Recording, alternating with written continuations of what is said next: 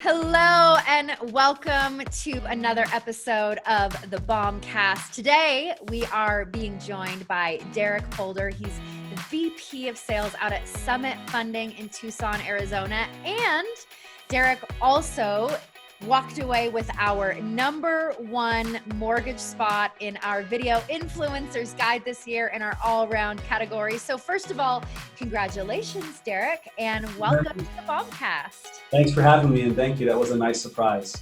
Absolutely. Well, we so appreciate you taking time out of our day to educate our audience about some of the things you are doing. So real quick, I want to just jump in and hear how you got into video in your business. Okay, awesome. I got into video because we've definitely been looking at how do we have more connection with our sphere. And today with so much at your fingertips in terms of Instagram, Facebook, email, it just made sense to tie video into that sphere of influence that we already had access to. Awesome. So did you guys start with doing video more on social, or did you start with BombBomb? Which came first? Yeah, I think probably what came first was just like your mobile phone, Facebook video, and then you kind of start there after you get over the fear of, I don't like the way my face looks when I'm talking, and my lip does this weird thing when I say vowels, and you get beyond all of that. And then you start looking at your videos and you realize the audio sounds echoey, and so you want to find a better way to do it. So we said, you know what, let's get off of just the mobile upload directly to Facebook. Let's find a service provider that can help us. And my marketing team researched a few different companies, and they said, we got to go with BombBomb. And so they liked your product over the others that we looked at. And the way that we use it is we immediately integrated it into social, but we also used it for email. So our plan is to try to have a combination of both and do it on a consistent basis. Yeah. So I've worked a lot with people in the lending space, but some of our customers may not be as familiar with how lenders are really using video to build their business. Now, we all know social media is a big part of any business game right now, but for the purpose of this question, I'd love to hear, what are some of the specific ways that you guys as an organization are using simple video to grow your business? Yeah, great question. Well, I think for anyone who's been in real estate, whether you're a lender or a realtor, for a long period of time, one of the things have been farming or showing evidence of success. So like for a realtor, it might be if you just sell a house, you send out the just sold postcards. And when you're farming, the idea is that you get into a community and into a group of people and you consistently promote and market to them. And so what we see is with social, that's already inherent. You know, your Facebook friends, they know you, your friends of friends see your feed, plus you can also see engagement. So for us, #1, it was making sure that we did consistent video. By consistent, we just want to do a video every single week. And that's really it. I mean, sometimes we'll do 2 or 3, but the idea was probably a year and a half ago, we weren't even really doing video. Video was just kind of a random, like there'd be breaking news, we'd do a video. But about a year and a half ago, we said, we're going to do video every single week. We're going to integrate it into social. And then with that, we'll also do email. And what I like about BombBomb is you can go right to the email. And it just makes it really easy, and the templates are really user-friendly. Yeah, it's so frustrating to try and get people to understand how important the consistency piece is. We talk about it at BombBomb. I talk about it when I'm teaching. Every single time you send someone an email or are posting to social, you're just training them as to, are they going to come back again? Mm-hmm. And the value piece is important. Obviously, you want to make sure you're providing value, but when you're consistently showing up in those spaces, then they know to watch for it, as opposed to just randomly when you might pop into their feed and they see it. If you're not providing that consistency in it, then you don't really have the opportunity to grow and to track your metrics. Have you guys noticed with the commitment to consistency, the difference it's made? Yeah, absolutely. So as I was just saying, a year and a half, give or take, we weren't even doing video unless it was a random one-off. And so when we decided to make the commitment of just, let's do it every single week, we got away from tracking things like, oh my gosh, how many likes did we get? How many views did we get? Although we do pay attention to that. And whenever we see a spike, we usually ask, what did we do differently? Why do we think that there was more engagement?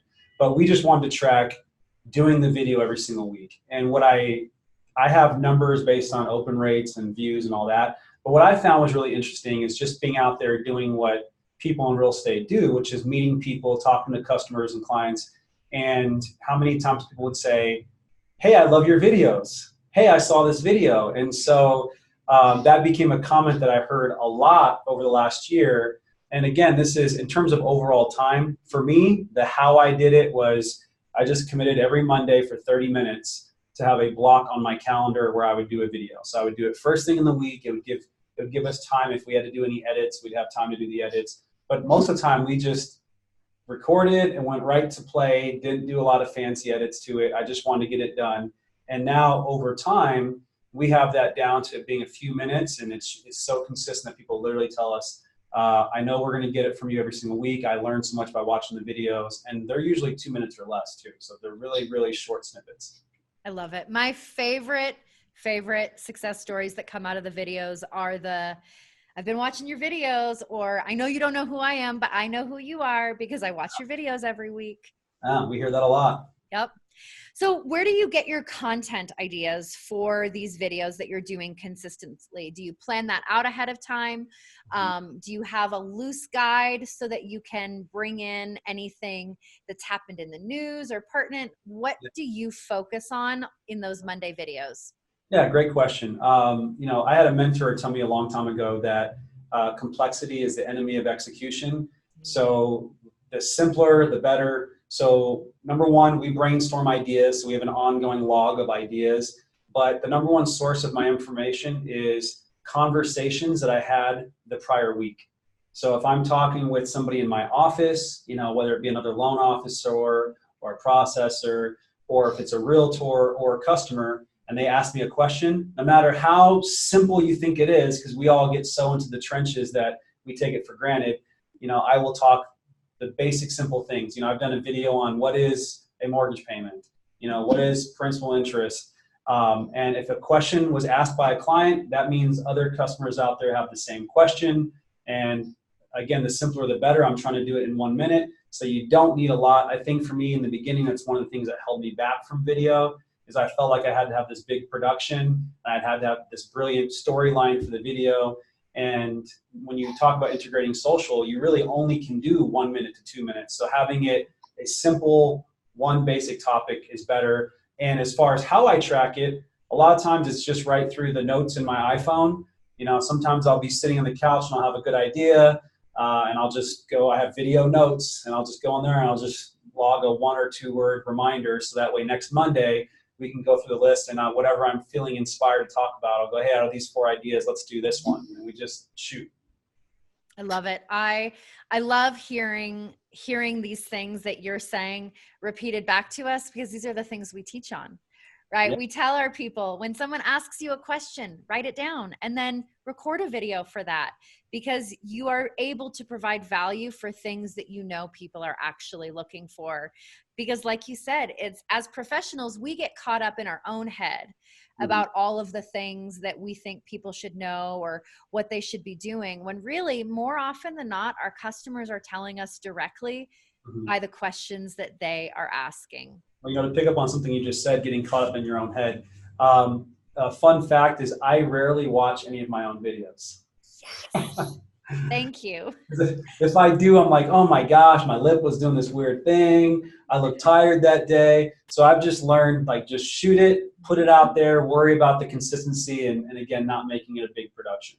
Yep. This is the getting over your fear is one of the number one things that myself as an educator in this video space, I focus more of my time on helping people get over that fear than anything. And I have this slide in my deck for when I say, don't watch your videos back. And it says, don't watch your videos back. And then the second click says, seriously, because it does not matter whether I'm talking to 20 people or 400. When I say, don't watch your videos back, the room laughs, because people, it seems like such a counterintuitive thing to do, but the truth is that exactly what you said. All it does is it gives you an opportunity to start getting in your head, picking yourself apart, picking up on the that you said and wanting to re-record it. And all it does is it creates barriers to getting the video out. On that note, I very rarely, if ever, script a video. I usually will just have 2 or 3 talking points I want to hit, and I want it to sound like a conversation. I want it to be organic. The few videos I actually have watched is usually after time when I hear people go, hey, I really, really like that. I'm like, okay, this one was a popular one. Let me go back and see what was successful about it. But I probably watched, maybe 20% of our videos last year. Awesome. You know what? That's a good practice. And I'm glad you said that so that it's not just me saying it. No, I think we're all our own worst critic. It's true. It 100% is true that we really are our own worst critics. The things that we pick ourselves apart for when we watch a video back, no one else notices. No one else cares. Yeah. Yep. I notice all the little things. So yeah, that's a big tip I'd say for anyone out there who's thinking is like, just get over the fear. The content is so short. You only need a minute or two. And again, don't watch yourself, because you will never release that video if you notice that you blinked and your lip twitched or nose crinkled or whatever it is. There'll be too many reasons not to release it. Yeah, you're right. So one of the things that really drew us to some of your content when we were going through video influencer nominations was you pull your team into it. You have other people in your organization that are doing video, not just you. So tell me a little bit about, number one, why? And number two, is that mandatory, or is it just something that you encourage? Yeah, well, I think there's a couple reasons for that. One is because we're always thinking of content, right? And so sometimes good content is not the stuffy everyday, let's talk about a mortgage or let's talk about real estate, but just meeting the people. At the end of the day, we're all people doing business with other people. And so it's nice to know the smiling face behind the scenes. Number two is I do have a team that for us, you're going to spend over 60% of your time in the office working with people. So for me, it's very important to have a strong culture and people that you want to be around and that you can trust to get work done.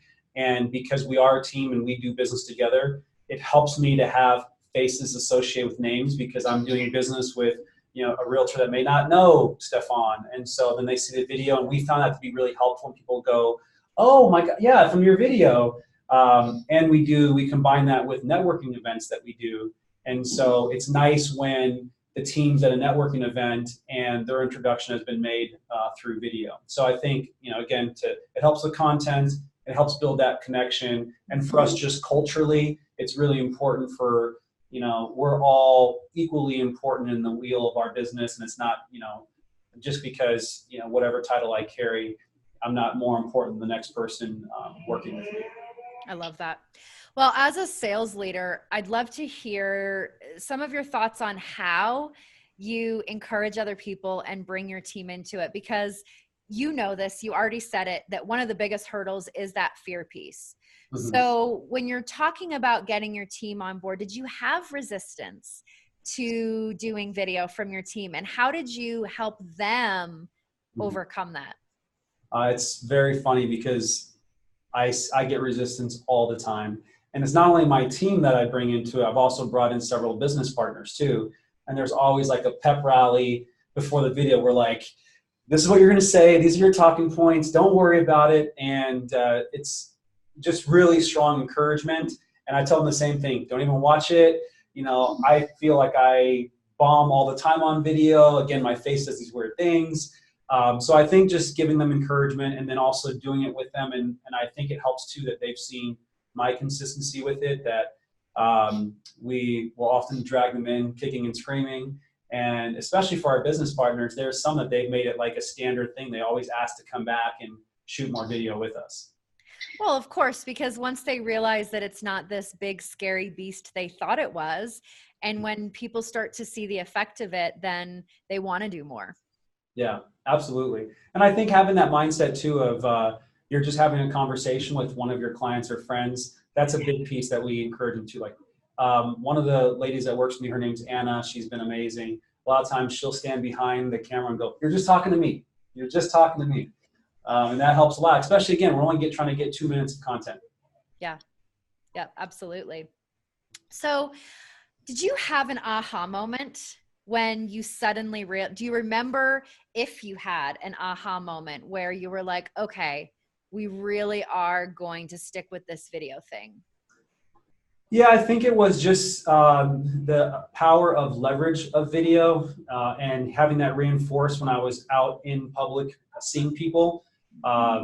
That's where I was like, okay, I reluctantly just said, I'm going to do video because I'm hearing it's a good thing to do. A mentor of mine was saying you should really do more of it. And I was like, all right, I'm just going to surrender and just go with it. But I put a plan behind it, and that was I'm going to do it every single week for the extended period of time. I'm going to just commit to this.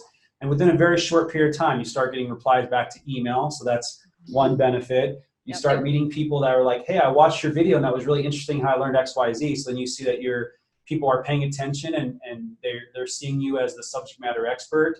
And then it helps with the relationship building piece, like we just talked about. They know your team members' names before they shake their hand, or there's less reluctance to talk to Anna in the office because they got to know her story a little bit. So I think video is just such a powerful tool where you get multiple levels of benefit. So we're all in video now. We're like treating it like other areas of our business. We look at open rates on emails. We look at views. We have metrics for all that, and we notice that some of the videos that are fun and involve more people are also the ones that give us the highest engagement on our social media. So that also helps us with building our brand on social. That's awesome.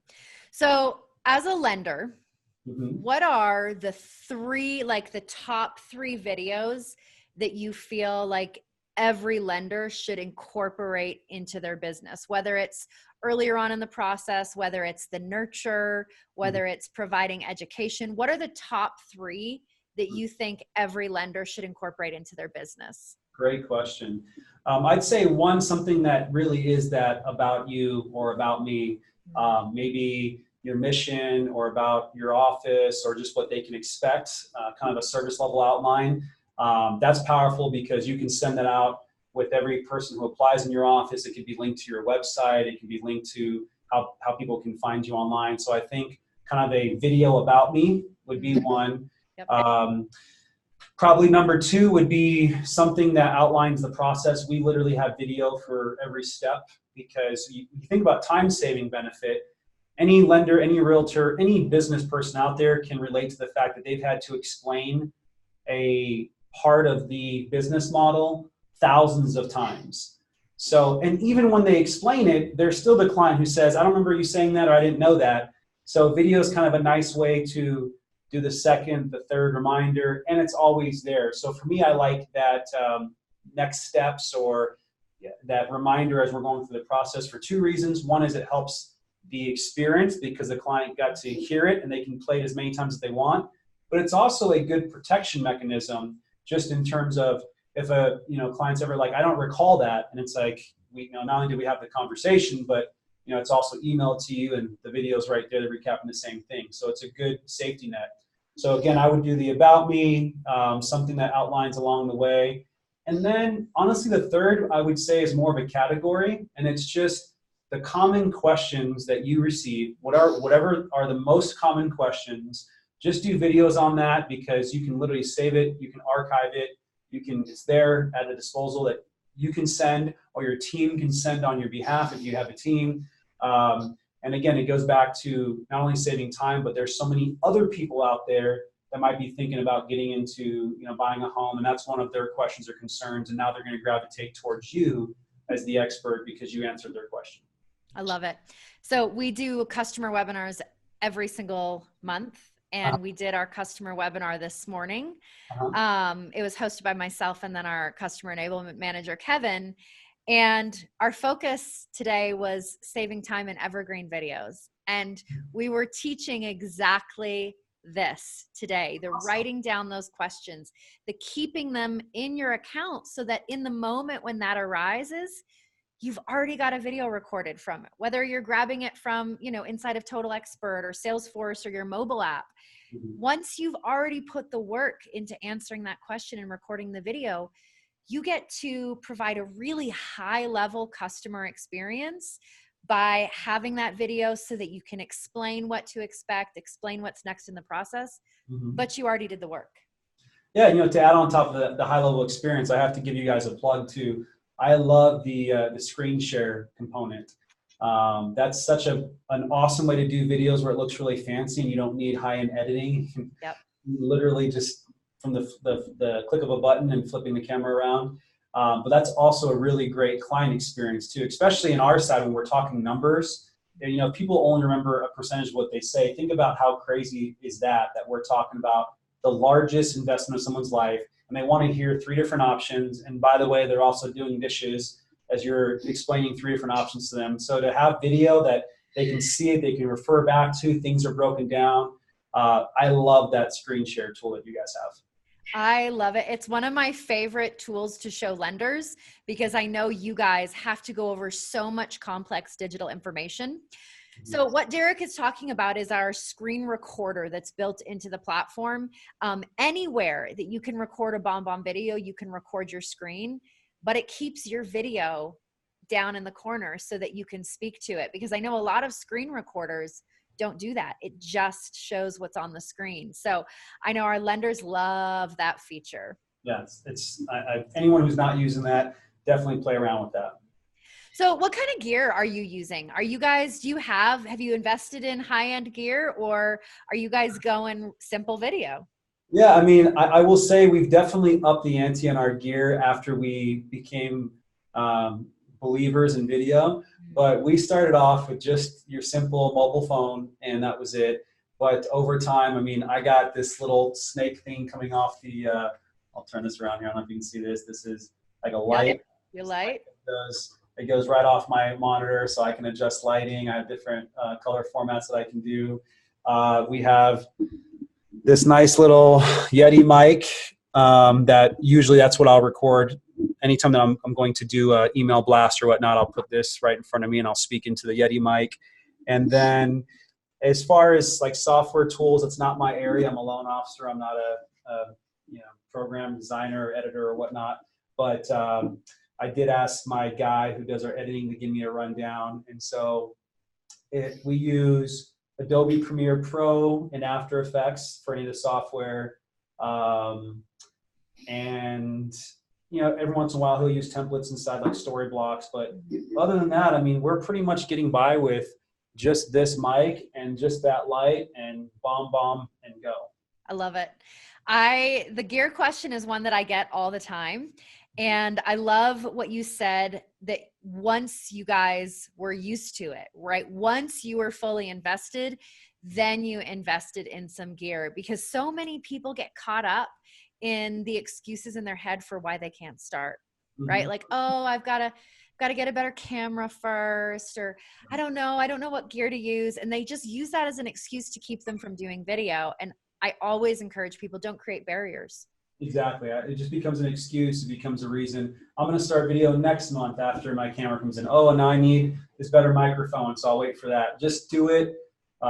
Again, I would say put it into your calendar as a time block. Do it at least weekly, and you can do it right from your cell phone. Yeah. Anything that you wish you knew earlier on in your video journey that you've discovered now? Yeah, much like we talking about earlier, video is so powerful because it builds that connection, and there's that old adage that people do business with those that they know, like, and trust. So yeah, so video is a powerful tool to help build on all 3 of those. So it's there. Technology is amazing that, here you and I are talking, and where are you located? Colorado. I'm in Arizona. And so now I already have that stronger connection to you. It was such an obvious miss for me, and I wish I would have done it sooner. So my biggest takeaway or my biggest encouragement for anyone to take away would be just do video immediately. Over time, you'll get better. And the simpler that your process is, the more likely that you're going to be successful with it. I love it. Well, I think that was a good place to wrap it up there. Nice little pitch there for Do It Sooner. So just kind of as a recap for our viewers on some of the things that Derrick said are important to their process. Number 1, consistency is doing it weekly, like he said, put it on your calendar, time block it out. Keep it conversational. Write down the conversations that people have with you, the questions they ask, and use that as content. And then, of course, my favorite tip that Derrick left us with, which is don't watch your videos back. Yes, don't watch them. Unless you hear they're good, then you go back and watch them. Exactly. Yeah. Well, Derrick, thank you so much for your time today. Thank you for being a leader in video. We're thrilled to have you in our Video Influencers Guide. Anything you want to plug, social media? Yeah, if you want ideas, you can follow us, the Polder Group on Facebook.com. But no, Alicia, I want to thank you. It's awesome. It was a nice surprise to get that nomination or that recognition. And thank you so much for allowing me to be here with you today. Yeah, absolutely. Well, we appreciate your time. Thank you for watching, and we will see you on the next Bombcast. Thanks for tuning into the Bombcast today. Head to BombBomb.com/Bombcast to access past episodes, get info on future episodes, and subscribe to our Bombcast newsletter.